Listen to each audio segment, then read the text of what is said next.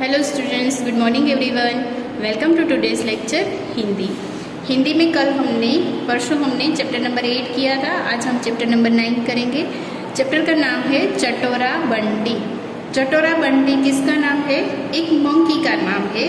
तो चटोरा बंटी है, उस स्टोरी में क्या है वो हम विथ टेक्स्ट बुक देखेंगे। ओके, चलो। एक था बंटी बंदर। बंटी यानी बंटी है वो बंदर का नाम है। वह सबसे छोटा था किंतु सबसे ज़्यादा फुर्तीला और होशियार था। सबसे ज़्यादा फुर्तीला यानी सबसे ज़्यादा नटखट था और सबसे ज़्यादा होशियार भी था। छोटा था लेकिन नटखट भी था और होशियार भी था। उसे नई नई चीज़ें देखने का बहुत शौक था। नई कलाएं देखने और दिखाने में उसे बहुत मज़ा आता था। नई कलाएं यानी आर्ट। उसको नई नई चीज़, कुछ नया देखने का बहुत ही शौक था, कुछ नया दिखाने का शौक था, देखने का शौक था, राइट। और आपको भी पता है कि कुछ नया चीज़ देखने को मिले तो हमें भी अच्छा लगता है, तो इस तरह बंटी को भी अच्छा लगता था, राइट। एक बार वह शहर गया। वहाँ की भीड़ भाड़ और चक्काचौंध देखकर वह हैरान रह गया। वो कहाँ पे गया? एक दिन शहर में गया। वो गांव में, मतलब मोस्टली मंकी है वो जंगल में रहते हैं, तो एक दिन वो शहर में गया। वहाँ की भीड़ भाड़ यानी शहर में सबसे ज़्यादा तो भीड़ होती है ना, कितने सारे लोग होते हैं, फिर वाहनों की भीड़ होती है, राइट। तो वो सब देखकर वो हैरान रह गया, परेशान हो गया कि इतनी सारी भीड़। जब शहर की चीज़ें उसने खाई तो उसे बहुत ही अच्छी लगी। जब शहर की चीज़ खाई यानी शहर में तो कई सारी चीज़ें खाने को मिलती थी, तो उसने खाई तो उसके बहुत अच्छा लगा। जैसे कि आपको भी अच्छा लगता है अगर बाहर जाए तो आइसक्रीम खाना, बिस्किट्स खाना, वेफर्स, चॉकलेट्स, राइट। तो इस तरह से मंकी को भी अच्छा लगा शहर की चीज़ खाने में। अब तो वह रोज़ शहर जाने लगा। वो जंगल में से रोज़ शहर जाने लगा। एक दिन वह शहर जा रहा था तो रास्ते में उसे उसका मित्र कालू लंगूर मिला। जब वो शहर जा रहा था, ये चटोरा बंटी है और उसका मित्र है कालू लंगूर, राइट। उसका मित्र है वो कालू लंगूर मिला। रास्ते में वो जब जा रहा था शहर में, तब कौन मिला उसको? कालू लंगूर। उसने बंटी से पूछा कि अरे बंटी, तुम कहाँ जा रहे हो? ये जो कालू लंगूर है उसने बंटी को पूछा कि तुम कहाँ जा रहे हो? बंटी ने कहा मैं शहर जा रहा हूँ।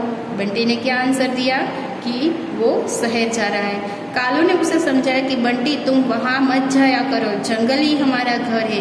शहर में आदमी रहते हैं, खाने को जंगल में भी बहुत कुछ मिल जाता है, राइट। ये जो कालू लंगूर है ना, वो बंटी को मना कर रहा था कि आप शहर में मत जाओ। कि शहर, हम लोग तो जंगल में रहते हैं, शहर में कौन रहता है? सब आदमी लोग रहते हैं, यानी सब लोग रहते हैं, राइट।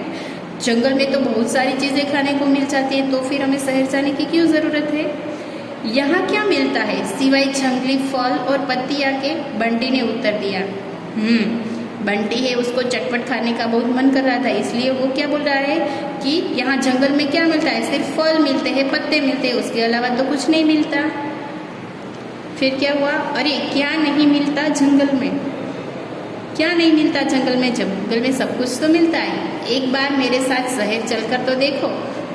बंटी ने क्या बोला कि एक बार मेरे साथ शहर चलकर तो देखो, वहाँ पे क्या क्या मिल रहा है खाने को? बर्गर, आलू की टिक्की, पिज़्ज़ा, आइसक्रीम, कुल्फ़ी, डबल रोटी के सैंडविच और भी कई प्रकार के व्यंजन खाने को मिलते हैं। यानी जंगल में आप अगर जाओ घूमने तो वहाँ पे ये सारी चीज़ें खाने को मिलती है? नहीं मिलती है, वो शहर में ही मिलती है। आपके मुंह में भी पानी आ गया ना, जैसे बंटी के मुंह में पानी आता है ये सारी चीज़ों का नाम सुन के।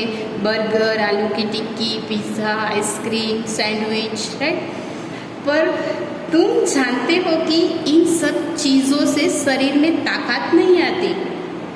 कालू लंगूर ने सही बोला कि आपको पता नहीं है कि ये सारी चीज़ें खाने से हमें ताकत नहीं मिलती। जिसकी ताकत हमें रोटी में मिलती है, जितनी ताकत मक्खन में मिलती है, घी में मिलती है, लड्डू में मिलती है, इतनी ताकत बर्गर, सैंडविच, आलू, पिज़्ज़ा खाने में नहीं मिलती।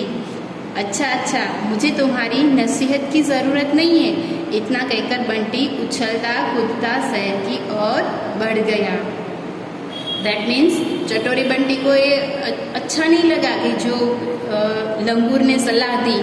लंगूर ने क्या सलाह दी कि ये सारी चीज़ें खाना नहीं चाहिए, वो हमारी सेहत के लिए अच्छा नहीं है, राइट। आपकी सलाह, नसीहत यानी सलाह की ज़रूरत नहीं है। इतना ही बोलकर बंटी वापस कहाँ पे चला गया? शहर की ओर चला गया। वैसे तो हमें भी ये सारी चीज़ें खानी नहीं चाहिए। ये सारी जो चीज़ें होती है वो डाइजेस्ट नहीं हो रही है, राइट। तो उसमें वो हमारे पेट में यानी मैदे की चीज़ें होती है, मैदा, तो वो हमारी डाइजेस्ट के लिए बहुत ही टाइम लगाता है। तो हमारी जो बॉडी है उसको ज़्यादा वर्क करना पड़ता है। तो इसलिए हमें भी ये सारी चीज़ें खाना नहीं चाहिए। शहर में बहुत भीड़ भाड़ थी। बंटी उछलता कूदता आगे चल दिया। चलते चलते उसे बहुमंजिली इमारतें दिखाई दी, पर बंटी उधर नहीं गया। जैसे कि आपने आगे देखा था कि शहर में तो बहुत ही भीड़ भाड़ होती ही रहती है। बंटी तो है उछलता कूदता चलता आगे चल दिया। चलते चलते उन्हें बहुमंजिले इमारत यानी ऊंची इमारत, જેને આપણે અત્યારે કહીએ છીએ અપાર્ટમેન્ટ, राइट, वो उन्होंने दिखाई दी, पर बंटी वहाँ नहीं गया। सामने ही उसे एक घर दिखाई दिया जिसमें बहुत चहल पहल थी। वो वहाँ पे बहुमंजिली इमारत में नहीं गया, पर उसके सामने ही एक इमारत दिखाई दे रही थी।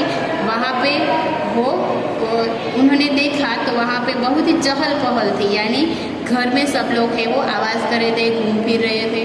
उस घर में जन्मदिन की दावत चल रही थी और वहाँ से पकवानों की खुशबू आ रही थी। वो घर में क्या था? जन्मदिन की दावत यानी बर्थडे पार्टी थी।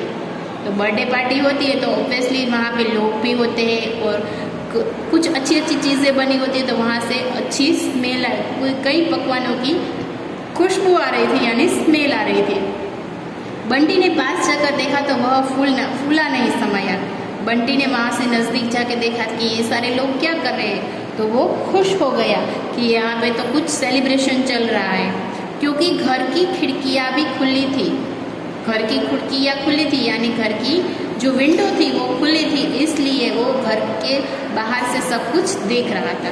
बंटी ने रसोई घर की खिड़की के अंदर झाँका तो वहाँ कोई नहीं दिखाई दिया, क्योंकि सब लोग बर्थडे पार्टी मना रहे थे। तो किचन में कौन था? तो बंटी ने किचन में जाकर देखा, पर वहाँ पे कोई नहीं था। बंटी रसोई घर में कूदा और पकवान खाने लगा। बंटी कहाँ गया? रसोई घर में गया और वो जो सारे पकवान की स्मेल आ रही थी वो खाने लगा। तभी वहाँ उस घर की मालकिन आ गई। उसने तुरंत बाहर से खिड़की दरवाजे बंद कर दिए और मदारी को बुला लिया। मदारी बंटी के गले में रस्सी बांधकर उसे ले गया। बंटी ने भागने की बहुत कोशिश की, पर उसकी एक न चली। जैसे कि लंगूर ने बोला था ना कि आप शहर में मत जाओ, तो शहर के लोगों ने क्या किया? उसको रसोई घर में, वो जब बंटी गया था तो रसोई घर में उसकी मालकिन देख गई। फिर उसको क्या करा?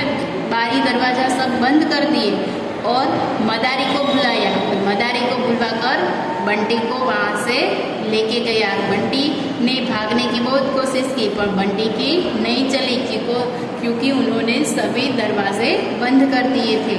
वह सोचने लगा कि काश यदि मैंने अपने मित्र की बात मान ली होती तो आज मेरी यह दशा नहीं होती। फिर उसको क्या याद आया? उसको अपना मित्र लंगूर याद आया। लंगूर ने बोला कि वहाँ पे नहीं जाना है, अगर मैं यहाँ पे नहीं आया होता तो आज मेरी ये दशा नहीं होती। उधर मदारी बंटी का बहुत ध्यान रखता था। मदारी है ना, वो बंटी का ख्याल बहुत रखता था। वह उसे खूब खाने की चीज़ें भी देता था, परंतु फिर भी बंटी उदास रहता था, क्योंकि उसको घूमने फिरने नहीं मिलता था, क्योंकि मदारी ने उसको रस्सी से बांध कर रखा था। वो खाने को देता था, फिर भी वो उदास रहता था। धीरे धीरे मदारी ने बंटी को तरह तरह की कलाबाजियाँ भी सिखा दी। इसके बाद मदारी ने क्या किया? मदारी ने धीरे धीरे बंटी को कलाकारी सिखा दी, यानी उसको भी कलाकारी यानी आर्ट भी पसंद था। जैसे मंकी नाचता था, कूदता था, तो सब मदारी ने सिखा दिया। अब रोज बंटी को मदारी के साथ कलाबाजियाँ दिखाने जाना पड़ता था।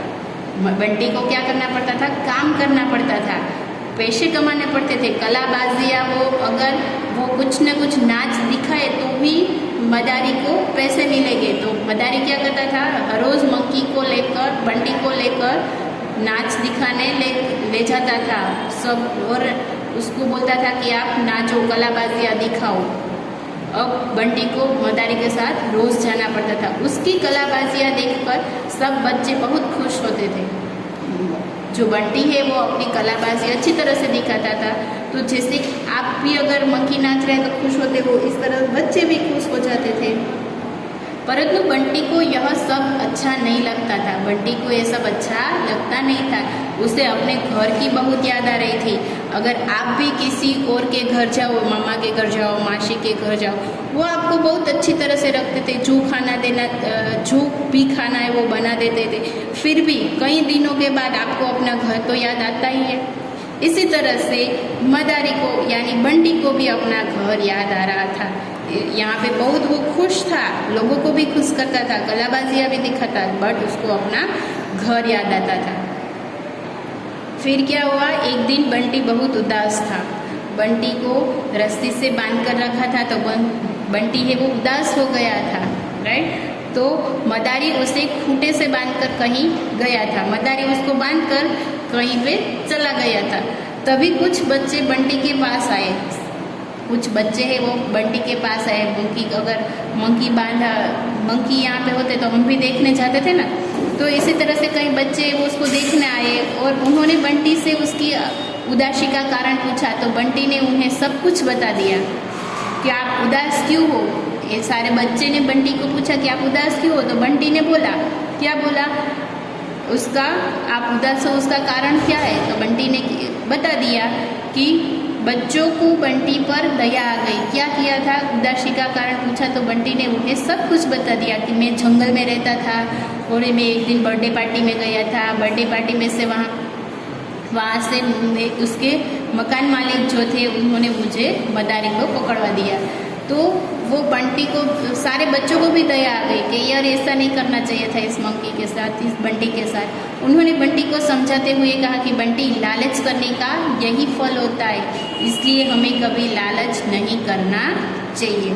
फिर बंटी ने क्या बोला, इन बच्चों ने बंटी को क्या सलाह दी कि हमें कभी लालच करना नहीं चाहिए। इससे अच्छा है जंगल में रह के हम फलों और पत्ते खाए, तो हमें लालच करना नहीं चाहिए। लालच का फल हमेशा बुरा ही होता है।